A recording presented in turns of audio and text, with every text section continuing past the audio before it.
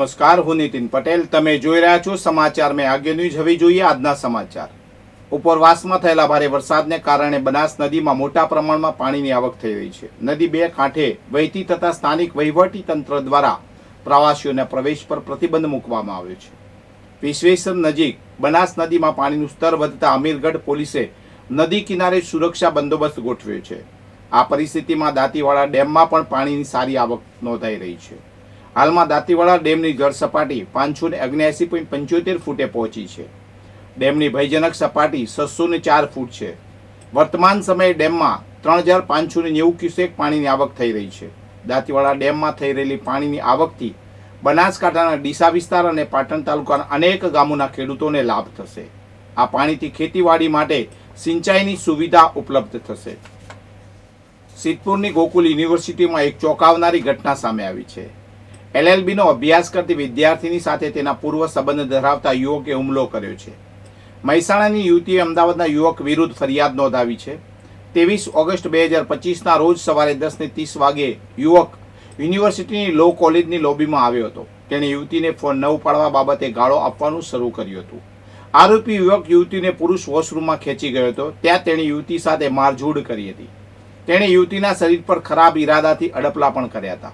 યુવતીને તેની સાથે આવવા માટે દબાણ કર્યું હતું. યુવતીએ ઇનકાર કરતા આરોપીએ ફોનમાં રહેલા બંનેના ફોટા વાયરલ કરવાની ધમકી આપી હતી. યુવતીએ ભારતીય ન્યાય સંહિતા BNSની કલમ 115(2), 296(b) અને 75(2) હેઠળ યુવક સામે ગુનો નોંધાવ્યો છે. પોલીસે આ મામલે વધુ તપાસ શરૂ કરી છે. ઉપરવાસમાં થયેલા ભારે વરસાદને કારણે સાબરમતી નદીમાં પાણીનો પ્રવાહ વધ્યો છે. ધરોઈ બંધની જળ સપાટી 617.22 ફૂટ પહોંચી અને 82% પાણીનો સંગ્રહ થયો છે, જેના લીધે નીચાણવાળા વિસ્તારોમાં આવેલા સંત સરોવર બેરેજમાં પાણીની આવક વધી છે. આ પરિસ્થિતિને ધ્યાનમાં રાખીને રાજ્યના જળસંપત્તિ મંત્રી કુંવરજી બાવળિયાએ ગાંધીનગરના સંત સરોવર બેરેજની મુલાકાત લીધી અને અધિકારીઓ સાથે બેઠક યોજીને પરિસ્થિતિની સમીક્ષા કરી હતી. આ પરિસ્થિતિને નિયંત્રણમાં રાખવા માટે ધરોઈ બંધમાંથી 23 ઓગસ્ટથી ક્રમશઃ પાણી છોડવાનું શરૂ કરવામાં આવ્યું છે. હાલમાં ધરોઈ બંધની જળ સપાટી 617.22 ફૂટ પર પહોંચી છે અને 82% પાણીનો સંગ્રહ થયો છે. બંધમાં પાણીની આવક 42,681 ક્યુસેક છે અને જાવક 38,976 ક્યુસેક છે. ઉપરવાસમાં થયેલા ભારે વરસાદને કારણે ધરોઈ ડેમના દરવાજા ખોલી દેવામાં આવતા ગાંધીનગરમાં સાબરમતી નદી બે કાંઠે વહી રહી છે.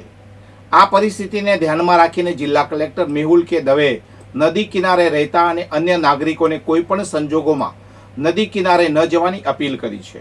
ખાસ કરીને ફોટો કે સેલ્ફી લેવા માટે જતા યુવાનોને કલેક્ટરે તાકીદ કરી છે. ગાંધીનગર અને માણસા તાલુકાના 28 નદી કાંઠાના ગામોના ગ્રામજનોને સુરક્ષિત અને સલામત રહેવા અને તંત્રની સંપૂર્ણ સહયોગ આપવા વિનંતી કરવામાં આવી છે.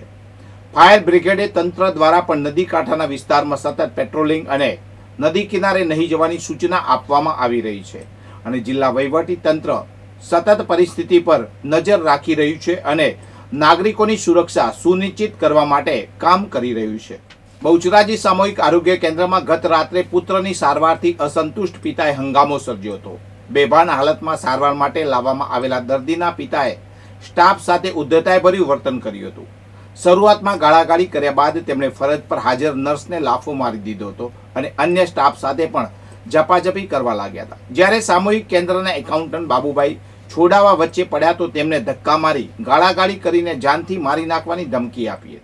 આખરે 108 એમ્બ્યુલન્સ આવી જતા દર્દીના પિતા ગુસ્સે ભરેલા શબ્દોમાં સ્ટાફને ધમકીઓ આપી હોસ્પિટલમાંથી નીકળી ગયા હતા. આ મામલે એકાઉન્ટન્ટ દ્વારા બેચરાજી પોલીસ મથકે દર્દીના પિતા સામે ફરિયાદ નોંધાવવામાં આવી છે.